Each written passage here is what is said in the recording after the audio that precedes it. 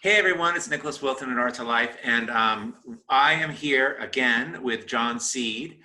He is an author, blogger, artist, and is the author of this amazing book that we've been talking about for a week or two now, called Disrupted Realism. For those of you who are here for the first time, check out last week's vlog, last Sunday's vlog, to learn about this book and the whole concept of disrupted realism.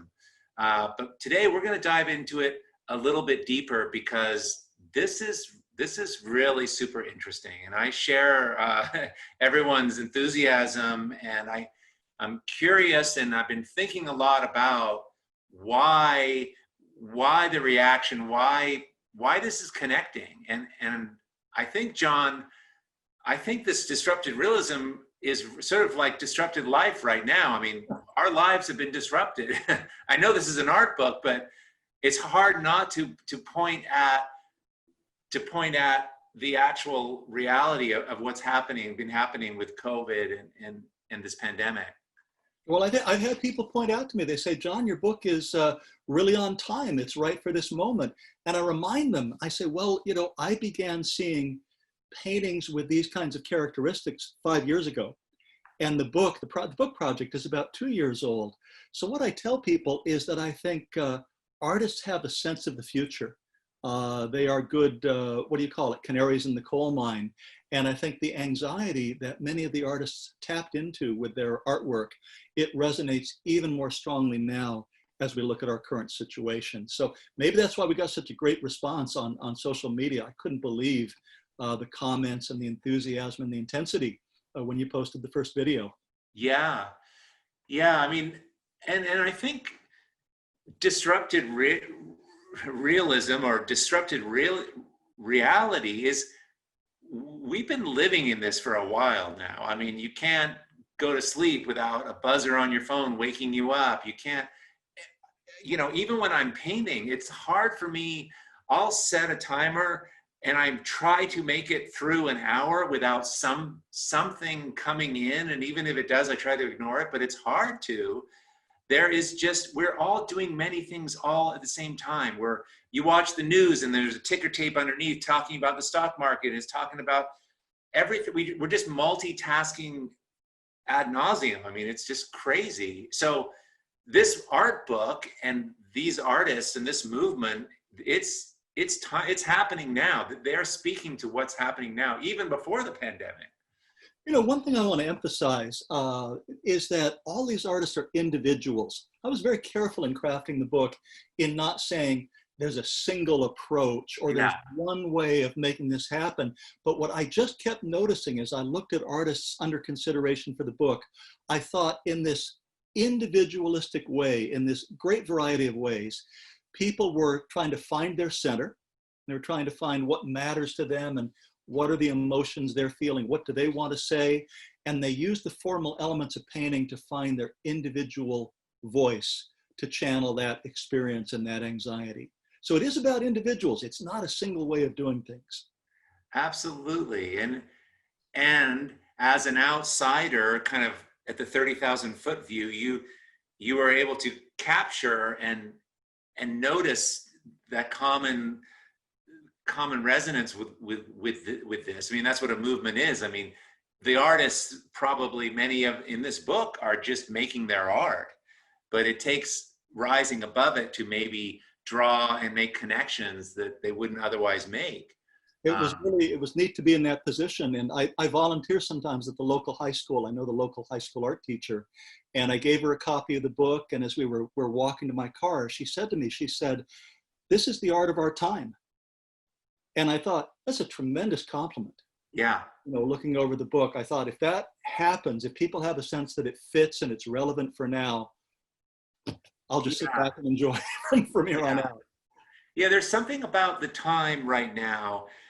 I mean, personally, going through COVID, where 3 or 4 months ago, I might have described something or created something that now it's just not enough. I don't totally know why that is, but there's just, the ante's been upped. You know, it's like, you can't just do a trite little dumb thing anymore. It's like, it requires more thought. Like the stakes are higher for right now. And I don't know, it's just an interesting, it's an interesting time. And I think that many of the listeners and the people that are, you know, are in our audience here are struggling with their work and also trying to take it to that next level. You know, they've been painting realistically for a long time, but it's just not enough for, like, another barn in the snow painting just isn't gonna do it. It's gotta get more subjective, more personal,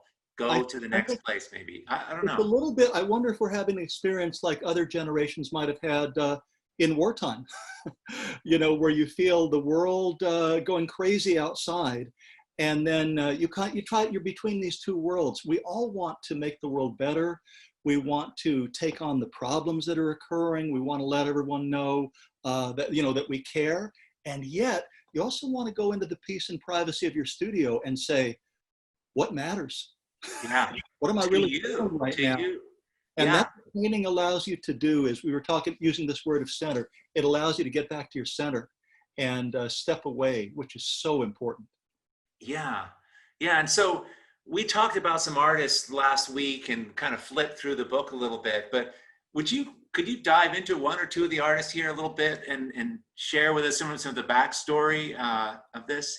Absolutely. I wanted to mention, particularly because all of us have racial equality and social issues on our mind right now, I wanted to mention JEROME LAGARRIGUE, who's here. He's in the section of the book called Towards Abstraction. And he has a fantastic mix of influences in his work. He actually started out as a graffiti artist. But when you read the list of artists that he's looked at, Bacon, Freud, Coltrane, Giacometti, Basquiat, and Goya, that's a partial list. Yeah, there are right. so many, you know, rich experiences and artists that he brings into his work. And he just says that in his work, he has been going more and more inward. And race is one of the experiences. Blackness in America is one of his themes, but so is family and so is friendship. And his art has this quality of, on the one hand, getting your attention and making you believe in the image, the power of the image alone, but it also moves towards something abstraction. It also seems to, in a way, move or oscillate or vanish. And I think that's where the emotion comes through in the work. Yeah, it's like, it's interesting, but sometimes the most realistic part of a realistic picture is where it's blurring into abstraction, because it's where we get to fill in with our imagination, which is even more vivid than the photograph or the realistic picture, you know? Oh like, my gosh. I saw a new video put out by a friend recently where he was showing realist art. And this realist art was so refined. I mean, I think we'd all admire it. It was very skilled, very, very beautiful work. But as I looked over the images and as the presentation ended, I thought to myself, that doesn't let me in enough. Yes. The artist has done too much of the work for me. I want to have some mystery so I can engage with the work on my own terms. Yes, yes. And, you know, I do a lot of running, and so I'm moving through landscape, and you actually don't, like, even though when you see a detailed photograph or an amazing picture where every leaf is rendered, that's not how, I don't think that's how we actually experience the world. That's how it is, but we don't experience it. We get, it's more glimpses. It's more a part of something, and then you know, memory is a funny thing. It's smeared, and it's in focus and out of focus. And so I've always thought that sometimes I'll see something that, you know, like I'll take paint and I'll squeegee it across my canvas, and damn if that doesn't look like an ocean or the water going out over sand, like way more than I could ever paint, you know. And I love that. I love that idea that's what's going on with practically all the artists in this book are utilizing that a little bit. You know, it gets super interesting where there's a tether to reality, and then it's let go, and then we go in and out. Well, you think about, you know, when you walk into the studio and you close the door, and hopefully turn off the phone too, but what do you have with you? You have your memories. Maybe you have photographic references, or maybe a model in the studio. Some of us have real people or real items. You have scenes from your favorite movies. Maybe you have something you saw on the internet earlier today. Maybe you have the Zoom conversation with John Seed. All of these things are churning. I think, honestly, when I'm done with the conversation, I'm probably going to go to my watercolor desk and paint something with a red background because I'm looking at you with a red background. Right. And I'll probably paint, Nick Wilton. So all these things come into the studio. It's no surprise that what emerges on the canvas isn't pure because our lives aren't pure. I love how Jerome says this here. He says, he's talking about that slip from reality to abstraction. This deviation begins with abstraction, with fragments both real and imagined, and the realist elements kind of hover over and between the landscapes of chaos and color and peek through wherever I leave a void. I'm intentionally obscuring the canvas as I paint, kind of like painting through fog, allowing the realist elements to collide with or partially drown out the abstract ones in the same way that a melody might be punctuated by dissonance or feedback, right? It's so... Painters aren't that articulate. That's extraordinary. Yeah. And it reminds me of something. I had a friend that many years ago knew Willem de Kooning a little bit, the abstract expressionist painter. And de Kooning told him that a lot of the experiences for his paintings really came from being out at night with his friends, being out in the Cedar Bar or being at parties and being at openings. And de Kooning said that sometimes he would look over and he'd see a beautiful woman. And he would, he was a flirt, he'd look over whatever, eyelashes would be batted or, glances would be exchanged. Then he'd go back to his conversation and sip a beer. He'd look over again and she'd be gone. And he told my friend, he said, that's what I'm painting. He said, I'm painting someone or something is there and then they're gone. How do you paint that? So he called himself a slipping glimpser, which is very close to what Jerome was saying in his quote. I love that. Wow.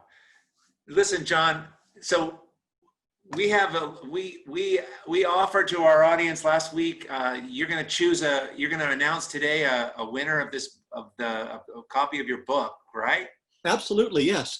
And can I bring up my Instagram because I have her name? My daughter did the choosing for me. Okay, great. Okay, and I made a note. And by the way, I want to tell you, I had advertised, my daughter is going to do the choosing. She was very, very thoughtful. She took a while. She read what people had to say. I want to let you know that, she read your messages. But after a lot of consideration, let me find her choice here. Okay, our winner is Nancy Brant Brown of Georgetown, Texas. So Nancy, I congratulate you. I'm going to be getting your address from your website. I looked over your website, or I'll get it from Instagram. And in fact, I'll take this copy, as promised, that I have here with Nick, the blue Sharpie, and inscribe that to you and get that sent to Texas. Well, listen, everyone on this call, thanks so much for all your comments and interest in this ongoing conversation, which is what it's all about. These Sunday vlogs are just about, getting some clarity and understanding and learning some things. And John, you've been a huge inspiration for that. So we will go ahead and leave your comments below. There's a link down there where you can get this book of John's. It's fabulous. I have my copy, so I hope you guys can get yours, and keep the comments coming. So John, listen, thank you so much for coming back and announcing the winner, but also spending a little more time talking about the book and the contents. And I want to let you know, I really appreciate the comments. I'm a morning person. I get up at 5:30 in the morning, and I'm right in this chair with my dog in my lap. So when you respond to today's vlog, I'm going to make sure to get up early, drink some coffee, and see what you have to say, because I love the idea that the conversation is being extended to Nick's friends. So thank you, everyone, for your interest. Awesome. John, thank you so much. You're very welcome.